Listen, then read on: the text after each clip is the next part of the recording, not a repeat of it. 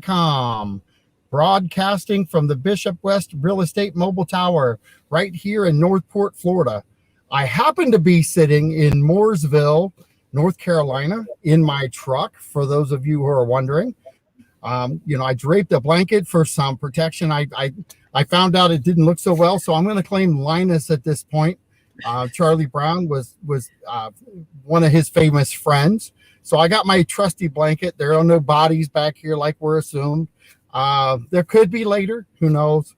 But we're going to take a few minutes now, and I've got a very, very special guest in the house, along with a special friend of mine, Debbie McDowell. Commissioner McDowell, how are you doing today? I'm wonderful, John. How are you? Thank you for having me today. Not a problem. So I've been gone for about 3 weeks, and it seems like everything I've been doing is like chaotic. And just so you know, I celebrated my granddaughter Ellie, her 3rd birthday. 3 years old already? It's amazing. And I got to tell you, every time that I show up, every single time I show up at their household, I never get tired of her running across the room with that look on her face going, Big John is here. And I love it. So I remember watching you with her when she was just a little tiny one. She wasn't even walking yet. And now she's 3. Wow. 3 years old. And, she was attached to your hip. Well, and when we go there, wherever they live, the whole time I'm there, she's attached at my hip. So nothing has changed. That's awesome. She's got a little sister now, Evie T. And Evie T is pretty much the same way as she is when I get there. She's too young yet to say Big John, but man, she gets in my arms and she just smiles and has a good time. And same with Carrie. So it's a lot of fun. We've had a great trip.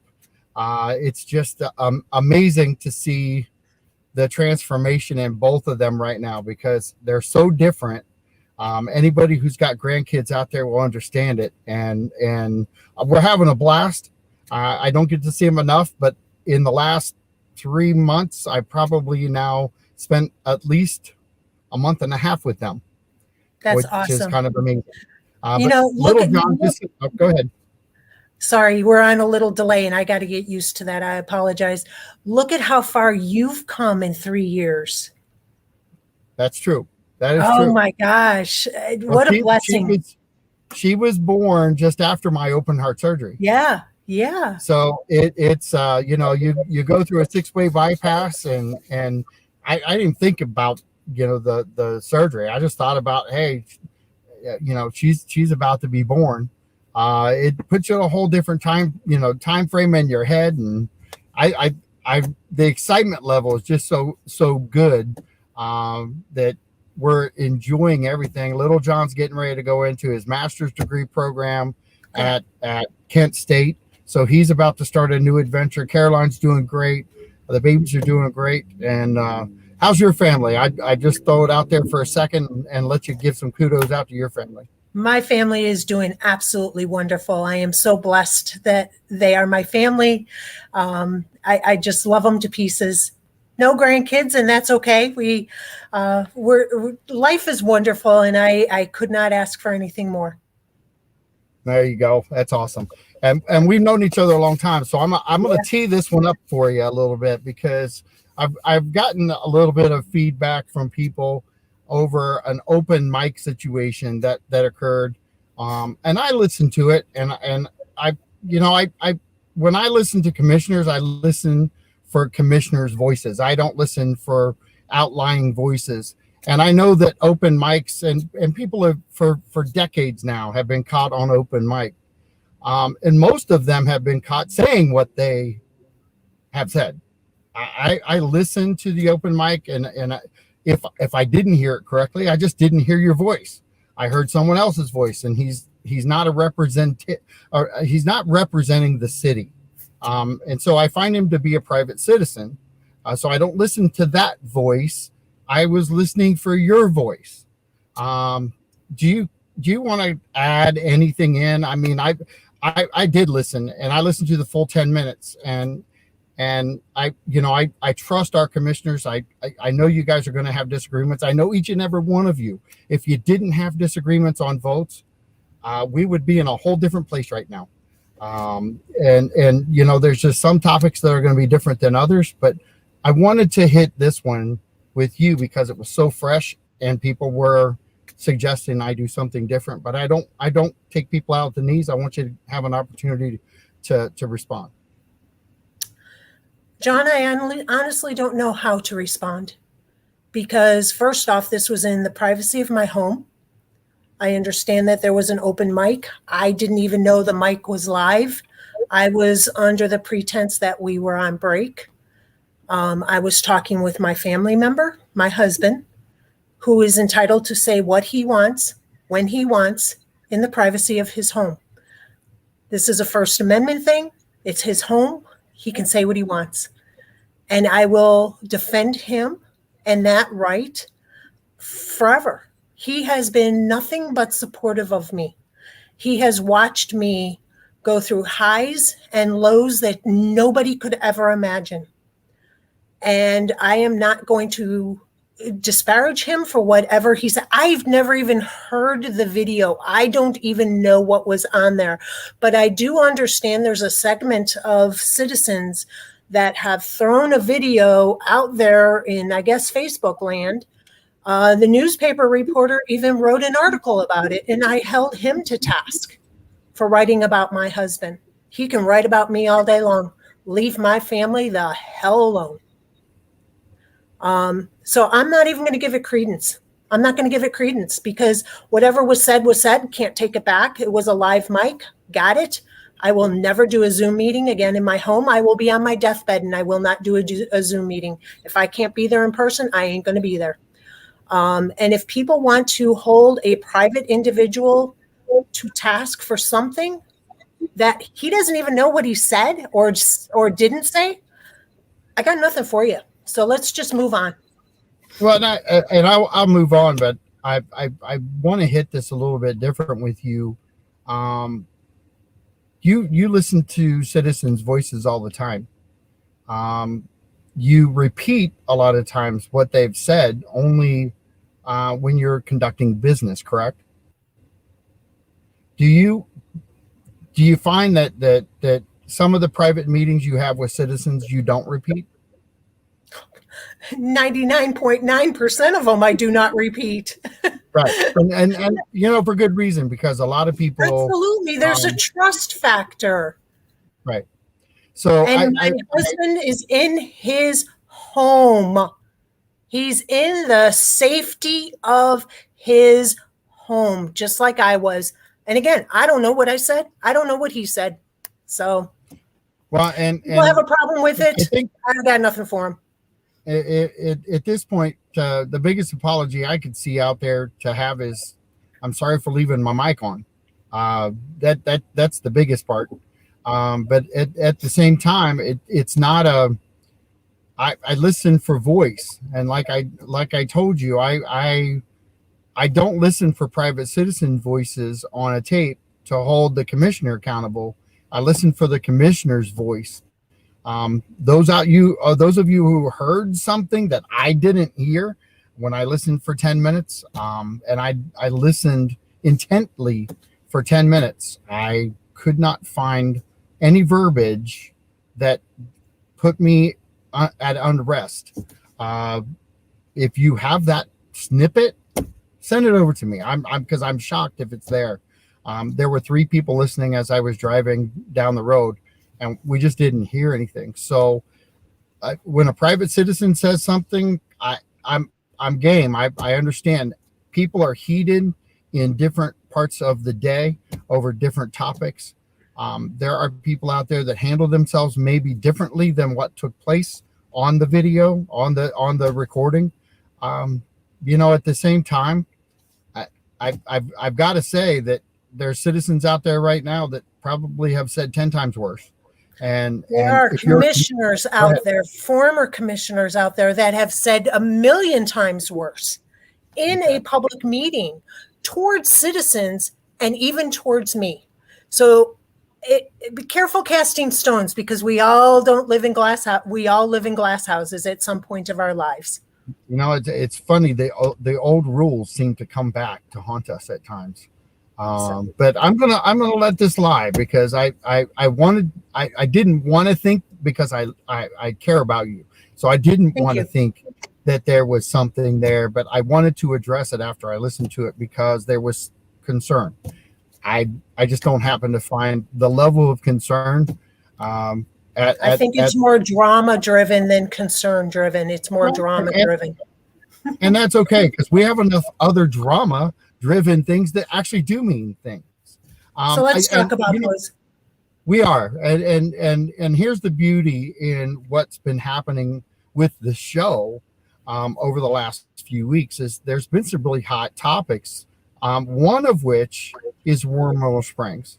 And I've got to say, I've got a belief over on one side of my body, and the little voice over here, before the blanket, of course, that is actually telling me it's okay, but I have some concerns. And I'm going to ask you the concerning part for me first, and for others. You guys just voted, and I'm not going to get the point right, but over $9 million towards some repairs to get things started the right direction. And I'm not going to say those buildings and the sewer system didn't need repaired, but I want to know why you actually voted for that stage, because I think people need clarity. So we voted to upgrade the buildings. We voted to run city water, city sewer from Triunfo and Grove Street down to Warm Mineral Springs, and then down Ortiz down to 41. That not only is water and sewer, but it's also for fire. So we can have fire hydrants. If there's a fire at the building, we have a way to fight that fire. They also are the renovations to the buildings. I said that. And upgrades to the parking lot. Okay. So it's $9.2 million. John, this is a city asset. Those buildings are falling apart. Prior to Elsa coming through, those buildings were constantly in decay. Elsa came through and kind of pushed that decay and made it quite visible. While it's $9.2 million, would they rather the buildings fall down and fall apart and then nobody can use them? Would they rather have those buildings fall to the point that nobody could even go into the facility? This is a city asset, and we have a responsibility to upgrade those buildings. I have always said either upgrade the buildings or sell Warm Mineral Springs. If you are not going to invest in one of the largest investments that we have made, I don't know 2014, if we're not going to invest in it, then why the hell did we spend $5 million to purchase it? To just sit there and watch it crumble before our eyes? I don't think so. I wasn't on the board in 2014, but I am now. And I cannot sit back and watch those buildings crumble and decay before my eyes and not try to do something to improve on that investment and on that asset. So $9.2 million, it's been approved. It's going to move forward. What it's going to look like when it's all said and done, I can only imagine how beautiful it's going to be. We will have a cafe that people can go to, whether they're visitors to Warm Mineral Springs or not. We will have the spa will be open and more widely used. The parking lot will have upgrades, which will then also facilitate other uses in that parking lot area, food truck rallies. Who knows what it's going to bring? There's only good things that can come of this. And yeah, $9.2 million, it's surtax money.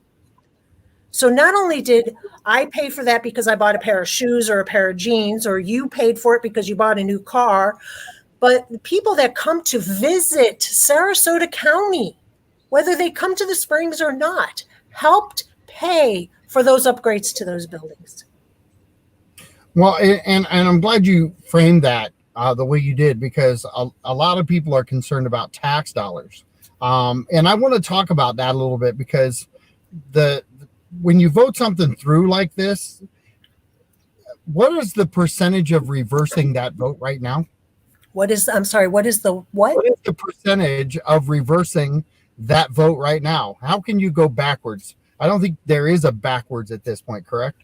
At this point, I don't know how it would go backwards. I mean, we're in budget talks. We've already approved everything. It'd be kind of like going back to 2014 and saying, hey, we don't want Warren Mineral Springs. How do you go back and do that?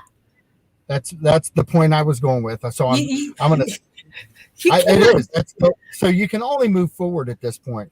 And we have a national designation for Warren Mineral Springs, not just the water, but now the buildings. That designation even brings more people to want to come and see it. And I want them to see Warren Mineral Springs all nice and pretty and tidy, not dilapidated and falling down. We are better than dilapidated and falling down. So here's my question, because I've heard this described to me as the park is generating a profit. And I'm looking for some, and it hasn't. In my estimation, I've done the math. We paid $5 million for it. Truth is, we haven't recouped the $5 million yet. That's the truth. I don't know if you're going to recoup this money from that, because I'd have to go back and double check my records. But again, I wasn't here in 2014, but I think they used surtax money to purchase Warren Mineral Springs. Right. So. Well, and I guess I look at this as a business structure, okay? Because it really is a business structure in government. It's not. It's ran different than a business structure. But when you pay for something in business, it goes in your bottom line.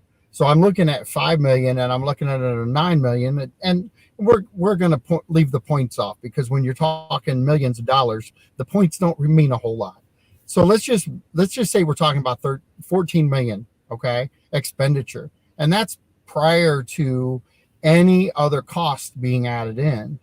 We're just not going to recoup that. And my question is, do you see that with what's projected now to be just a park with just minimal things to bring income in, versus maybe down the road having hotels or something on the back side of that, on the back acreage? See, John, where's your thought at? So let's forget about Warren Mineral Springs for a minute. Okay. A lot of people do not realize there's approximately 20 acres to the south of Warren Mineral Springs. When you come out of Warren Mineral Springs and you cross Triunfo, there's approximately 20 acres south of Triunfo and just a little bit west of Ortiz. There's this triangle. That is all buildable property. It is not, it's like mixed use. You can have commercial there, you can have residential there, you can have all sorts of different things there. Nobody is talking about that. That is not owned by the city of Northport. That is ripe for development. And now that we have city water and city sewer going in there, once they start to develop that portion of the investment will be reimbursed. Okay, so what is that going to look like? I don't know. It all depends on who the property owners and what they decide to do with it. The city of Northport owns the full 80 acres. 20 of it is Warren Mineral Springs, the water and buildings. And then there's 60 acres outside of it. Outside of that, the commission at the time when we approved the master plan, we focused on phase one. Phase one is the buildings. Phase one is the parking lot. Phase one is getting city water, city sewer there. All right. We knew the other phases are going to change as commission changes. It's going to change as we get more revenues in, as we see the cafe taking off, as we see other things taking off, more visitors coming there. Because look at all the visitors that come to a dilapidated, falling down place. Can you imagine the visitors that are going to come there when it's not falling down and dilapidated? I look for bus tours to be coming back. Bus tours from Chicago and New York and all points in between. They used to do that on a daily basis. So we have development outside of Warren Mineral Springs that's not the city-owned property. And then we have the other, 3 phases that can be developed. But let's get phase 1 done first. Well, and I struggle with the phase 1 part. I've listened to multiple sides. I'm really trying to stay neutral on the whole thing because, I don't have a vote in how to handle it. And I was here and participated in the voting on taking over Warren Mineral Springs and knew what the project was about then. It's different today than what it was then, but I don't think phase 1 affects that. I actually think it kind of enhances maybe what could happen down the road. And I think you described it correctly when you said the next city commission could change it and go a different direction. I think as long as this city commission doesn't change the rule to block that in the future, then that would be okay. I think anything we do from phase 1 on, if we did anything to block future adjustments to accommodate maybe a change down the road, I think that would be a mistake. Do you? I can't speak to hypotheticals, John.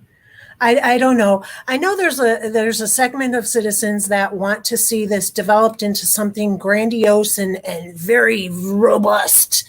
And there's a segment of citizens that want to keep it natural and serene and protect it. I want to focus on phase 1. Let's get phase 1 done. And then we can talk about what do we see in the future. We had talked about a museum. We talked about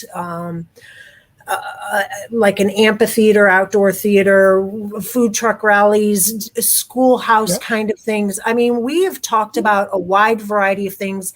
And I think it was even Commissioner Carasone who said that we need to make sure there's an educational component to it. And that is absolutely true because there's nothing more educational than what is in and around Warren Mineral Springs.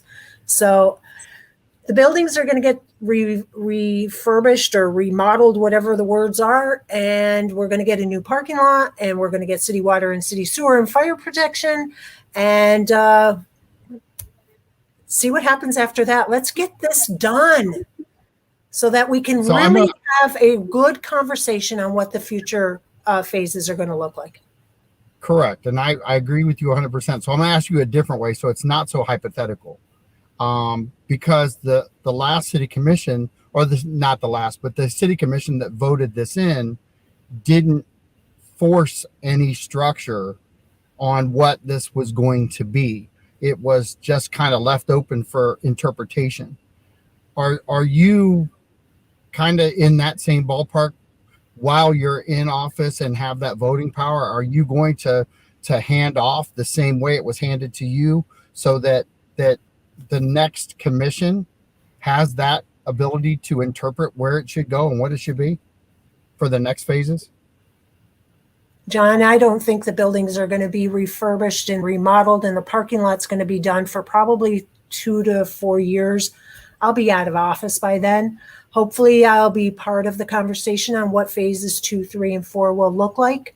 I am a huge fan of just keeping it natural and serene. Yes, we need to figure out the financial part of it, how to get some money back from Warren Mineral Springs. Absolutely. But that doesn't mean you build a 300,000 room resort on the 60 acres. That's not what that means. You'll laugh because I have a problem with both sides at this point, because I don't think that we should block anything off. All right. So I don't think from the standpoint of interpretation of what I've heard and voted on, and listened to commissioners in the past and current talk about, I think the interpretation should be left up to the current commission. I don't ever think that we should take that park and say it's all a park and nobody can touch it now. I before we get to the next phases, I think it should be left alone. And if the next commission wants to take it down another path, it's going to be moving it forward. If they get that excitement going, and I think that's the big thing. That's what I was asking, and maybe I wasn't clear enough. But that's why I was wondering: would you vote for something that locks that land down to what it is that people have in their minds right this minute, and not give the commission? I don't know, John. I don't know. Right now, the biggest thing is getting the contract so that we could get those buildings done. Let's get the buildings done. Let's get the parking lot done. Let's get the city water, city sewer, and fire suppression out there. Let's see what that looks like 6 months or a year after it's completed, so that we could go, wow, this turned out better than we even imagined. Kind of like the pool. Look at the pool. and I'm a fan of the pool. I'm not a fan. I'm not saying I'm not a fan of Warm Mill Springs when I say I'm a fan of the pool. All of our Parks and Recs department does a fantastic job, and the subcontracting of Justin Willis said, are you subcontracting the cafe like we used to do? I have no idea. I'd have to see what the contract says. I don't know if it's through the management company and they're in charge of the cafe, or if that's separate. I don't have that information, John. And yet we're still 3 years out from doing the cafe, because we got to get to the renovations, John. I know, but I mean, it's part of the renovations of the building. No, I agree, but you just said we're like 2 to 3 years out from completion, right? From we have to go through procurement. For phase one. Pardon? For phase one. Correct. I'm saying that it's probably going to be about 2 or 3 years before it's completed. Right. So and so that it might be in the contract. Are we going to allow the sale of the water again? I think they're great questions. I do, because what used to be and what is today are two different things. Exactly. And I love the fact that Justin is throwing questions out there, because it is things to think of, because people did take the water. Even the visitors in the past would take water home with them, because of the natural ability that the water has, and the beliefs that they have in the water. So those are things that I'm sure the city's going to look at. I'm sure that wasn't part of the future conversations. I'm sure will be coming down. My biggest thing was let's get these buildings fixed. My biggest thing was let's get the buildings fixed. And here's the interpretation I have on the purchase, is that we knew that the last guy wanted to make it profitable, and yet it was getting run in the ground back then. We purchased the property when it was dilapidated to begin with, and it's only gotten worse. Well, it has, but we've got some magnificent people at the city who have been band-aiding it together.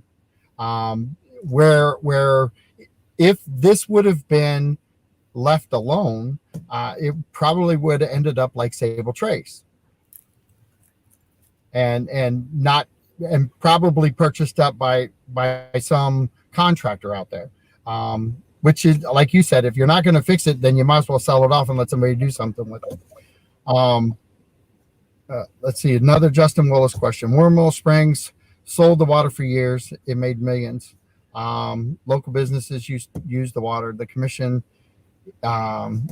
is who stopped the sale of the water. I think that was before my time. That was a prior commission, so that is going to have to be addressed sometime in the future. Absolutely. And I don't know, and it actually could. Correct me if I'm wrong. If somebody brought that forward, that could actually be talked about today. Correct? I have no interest in talking about it today, only because I want to get the buildings and the construction started. That is my primary focus. my primary focus. I'm one of 5. I want to get the buildings refurbished and remodeled and fixed and the water ran. We can have other conversations. Absolutely. Right this second, it's kind of like, why? Let's get the buildings done and then start having those conversations once the contracts and stuff are put into place. Yep. Because we're going to renegotiate the contract, I'm sure, with the management company. What is your vision for Warm Mineral Springs, if I may ask? What is get the buildings refurbished, get the parking lot done, get the city water and fire and sewer done, and then we'll talk about phases 2, 3, and 4. And we've only waited since 2014 to get where we are finally. I'm not saying they don't need done. I've been to Warm Mineral Springs. I've actually, in 22 years, I can honestly say I've been there once to swim. I didn't dislike it. It's just not for me. But I look at the park a lot differently than a lot of people. A lot of people in our town don't even know what Warm Mineral Springs is. As far as we have free Warm Mineral Spring Days coming up in August, and I hope that those that don't know what it is will take full advantage to free Warm Mineral Springs Day. Go and experience it. I guarantee you, it is not what everybody says it is. It's when I've gone to Warm Mineral Springs many times in the past. Is it my cup of tea? No. Do I begrudge somebody who find it as their absolute cup of tea? Absolutely not. Absolutely not. So it's each his own. And if people want to go, fantastic. If you've never been, but you don't want to pay the money to go when it's free. Check it out. And let's see, Justin, again, I love the springs. Go for the free day. And listen, in this day and age, anytime you can get anything for free, you might as well go check it out, whatever it is, because the word free doesn't happen very often anymore. That's right. We just did the free day at the Aquatic Center, and my gosh, was it well received.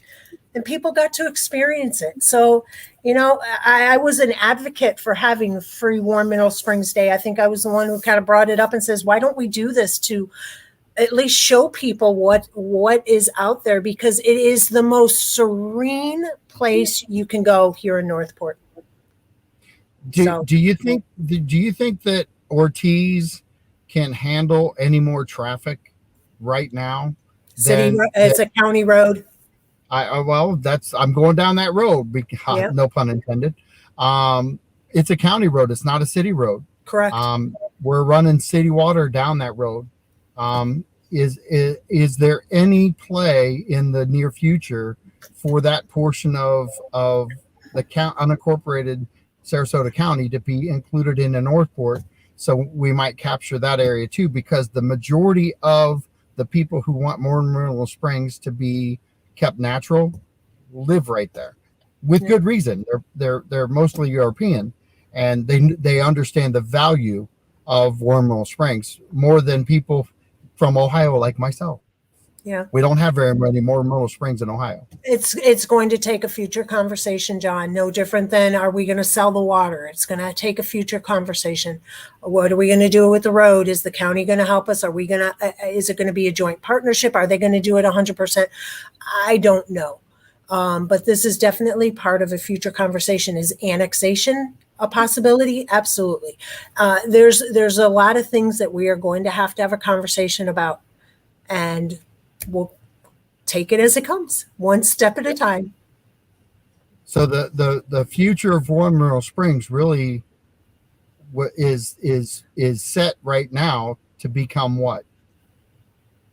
If people ask what it is today, what is it?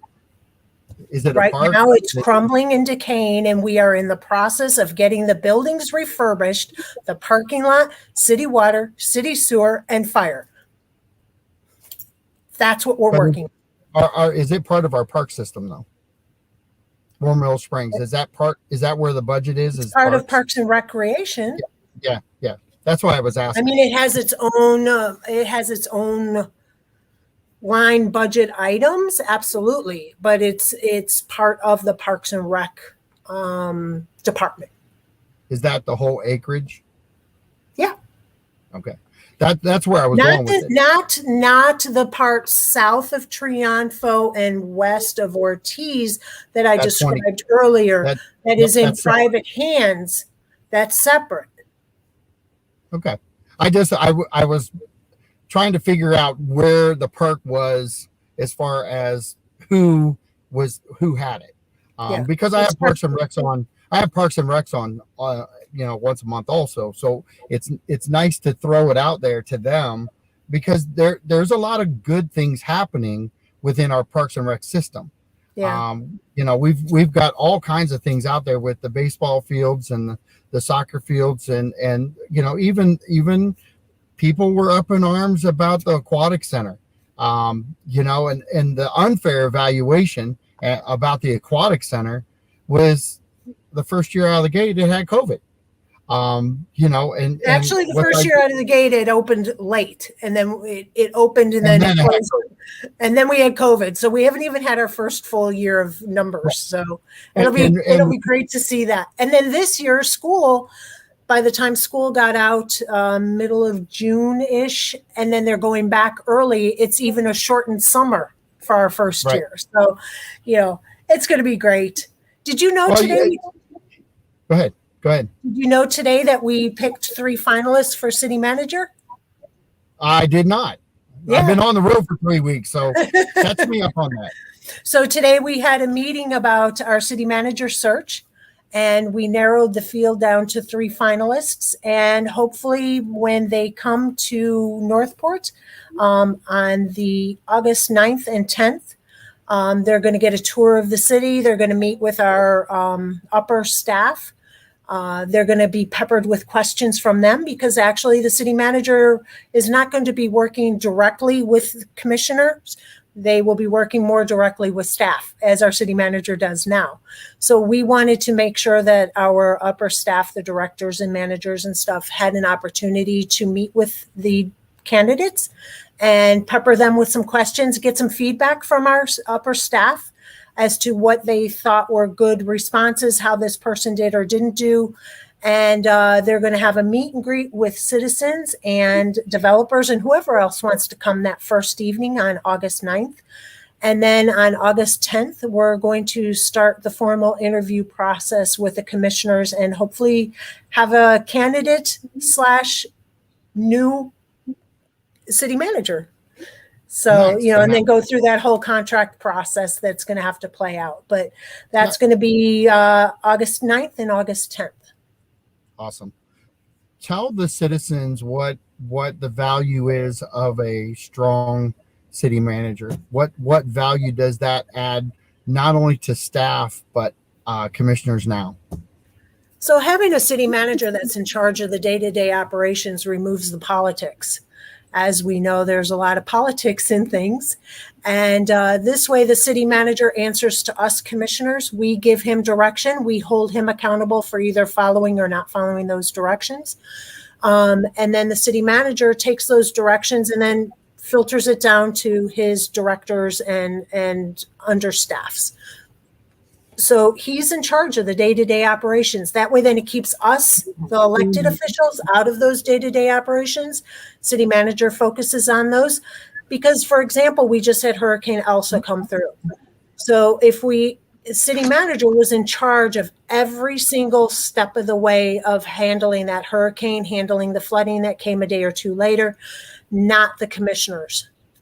Because commissioners can only meet in open public meetings and make decisions in open public meetings. And believe me, to call an emergency meeting or hold an open public meeting to discuss the nuances of flooding or the hurricane that's coming, that ties the hands so much. And things have to get done now when you're in that crisis kind of mode, especially with the flooding that was happening.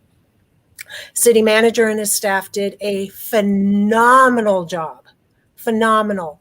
Kept us elected officials, at least speaking for myself, informed every single day.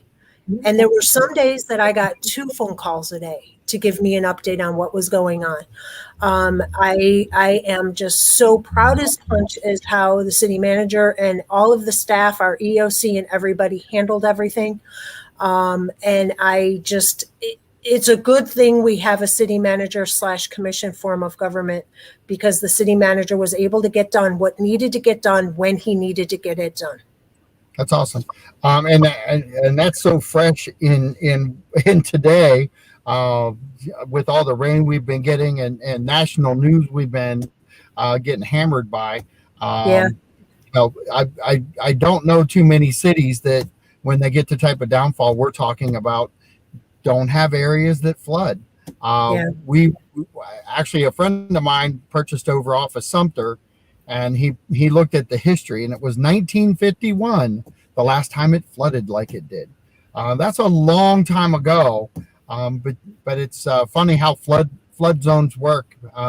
They base everything on the 50 and 100 year basis, and it kind of gets it right. I really haven't figured out how they got that down, other than data. But they've got it down to a fine science. Question about the new city commissioner, because we have hired people in city positions before that don't live in our city. Does a city manager have to live within the city bounds? Yes, it is part of the charter. He has, I think it's 1 year from the date of hire to actually move into the city limits of Northport. And do you think, and I know we've had different people who have been hired on different positions who live outside of the city, some outside of the state. Do you find that people who live in the city actually have just a tad bit more focus and kind of have that attachment to the city more? It depends. I'll be honest with you, John. I think it really depends. I know having your elected officials living in the city limits of Northport, absolutely, they have to. It's like a given, Right. City manager, absolutely. He has to have a stake in what happens in his hometown. Directors, I would love to see directors have the requirement to live within the city limits. But that again is then stepping on the city manager's toes. That's his call. Police officers, there's some jurisdictions that want the police officers to live in their cities. There are some police officers that don't want to live in the city that they serve and protect, because especially in the climate that we had in 2020, they're risking their family and their kids and stuff in that kind of climate. So I can understand why they don't want to serve and protect in the same city that they live. I respect that point of view. And I think when it comes to the officers and firefighters and worker bees, live where you want to live. I would love for them all to live in Northport. I would love for them all to live in Northport. No doubt. And yeah, I'm glad you brought up the police department, because I've got to tell you, we've got a lot of police department people that live outside of our area. We have a lot of people that live inside, but we also are kind of a setup for all the sheriff's department and even Fort Myers. I've seen Fort Myers police officers cars sitting in Northport area. Mm-hmm. And that's what happens when you're a beautiful city and have a lot of excitement going on. Our average age, I think it jumped from 42 now. It might be 44, 45 at this point, but our population is still extremely young. And I'm going to ask you this is because we have a population in Northport that really tends the activity of and I'm in that group, so I'm not going to upset anybody. The older population tends to be more active. There's active voices out there. What is it going to take for younger? And I'm going to limit this not to young. Okay, and young is not 18. Young to me is 30 and under.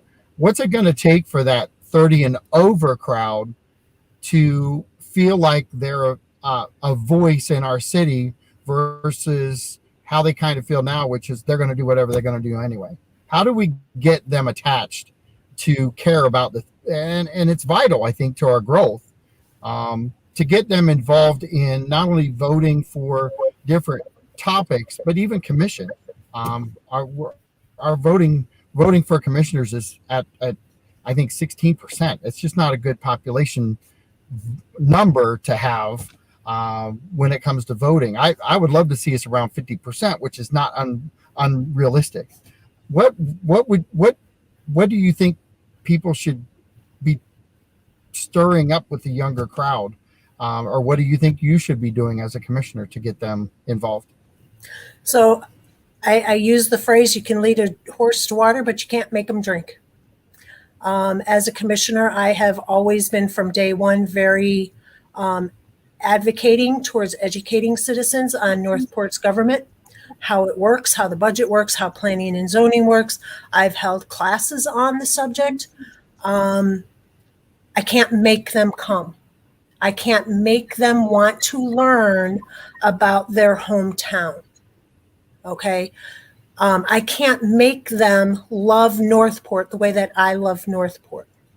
I can't make them see the Northport that I saw 30 years ago when we didn't have a McDonald's in town or a place to go shopping at a store without leaving our city limits. Yep. I can't make people do that. All I can do is say, hey, I'm holding this class. I'm willing to show you how this works. I'm willing to teach you so that you can then become the advocate, so that you can then become an ambassador for your hometown. Part of the problem is Northport is still very, very transient. So some people are renters, some people are homeowners. There's something to be said for each side of that fence. I'm not going to get into that debate, but you as an individual have to love and want to be part of your community. And the younger people are busy raising their family. They're going to work from 9 to 5. They're taking care of their kids. They're getting them to school. They're taking care of them when they're sick. They've got their life that they have to handle. And government is probably not number one on their list of things to do. And as people become more involved in their community and they see things that they would like to change and they become part of that change, that's when you get community involvement. And once you have community involvement, then you have a desire to learn more. You have a desire to, how does that budget work? How does this work? How does planning and zoning work? How does permitting work? You got to have that desire to learn about your community. A lot of people don't even know what really Northport has to offer. And I have to tell you, Josh, our PIO, and his entire team did a phenomenal job creating a video about Northport, about our history of Northport, the things that Northport has to offer. And unfortunately, a lot also has to do with building that trust between the elected officials and the citizens. I try to make myself available. I cannot make people call me when they have a question. All I can do is just put it out there, and they know how to reach me. And that's really all you can do. And I try to be respectful in everything that I do. I try really hard to educate citizens about what's going on. I already made a post about the city manager search because I think that education is a huge key component to being an integral part of your community. Do you, and I'm going to do this real quick because we've probably got about 2.5 minutes left, which is also unbelievable because we tend to chew up 55 minutes like it's nothing. When we start talking, and I really do appreciate you being on the show. By the way, Thank you, John, for doing it. Yeah, no problem. And it's really one of the things that we have as a community that we can wrap our hands around is the fact that the WKDW 97.5 and the city are really kind of bonded really tight and things are getting out there into the community. If people, and as you said, if people are interested, there is a voice now that you can pick up with WKDW Radio 97.5, and you can listen to what's happening. You can listen real time to commissioners. Do you think that the media side of things, because of the lack of media exposure, we're not a big city like Tampa. We don't have multiple stations. We don't have those things. We may get them somewhere down the line, but we do have our own community radio station right now. And it's really, I think it's come a long way over the last couple of years, where the expansion of information flow, not only on the website for the city of Northport, which is fantastic, but there's some other involving components out there with Northport Forward, trying to really streamline information and get people excited. Do you see the youngness of our community kind of trying to find a ladder into the future and push information out? I think there's a desire for all ages to have a basic understanding of their new home. Too many people come from somewhere else with their ideas of how government works from wherever else they came from. They bring That's those wrong. ideas. They bring those ideas and try to apply it here in Northport, and they get very frustrated when it doesn't work that way. Well, you left there to come here for a reason, and our governments are totally different. A lot of them don't even understand how sunshine works, and they don't understand that we can't even talk to each other unless we're sitting in a meeting. So education to me is always going to be number one. No. Oh yes, the Northport Chamber Young Professionals is coming up. Well, they actually have the Young Professionals have a get together at the Atlanta Braves facility. I think it's Saturday next week. So they're a very active and up and coming group. In fact, I love the group a lot. I know a lot of the members, and they're really a good fiery group. And I wish them well. We're going to be there for the event. Look forward to seeing them all. But do you attend different things? I asked this question on the end because I know the answer, and it's going to be short and sweet. Do you attend different functions out there like that? I try to attend as many functions as I possibly can. Can I attend them all? Absolutely not. And am I invited to all of them? Absolutely not. I don't go unless I'm invited, because I don't want to be, I go where I'm invited only because they want me there for a reason. I don't want to go to appear like I'm spying or anything like that.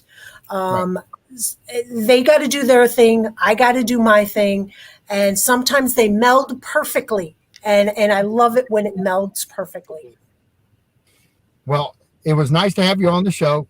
Thank you, John, so much for being a part. You are awesome. Thank you, John. I loved your answers, and I look forward to having you on again in the future. Anytime. Have a great day and enjoy yourself. Bye, everybody. Thanks, Thank you for joining us.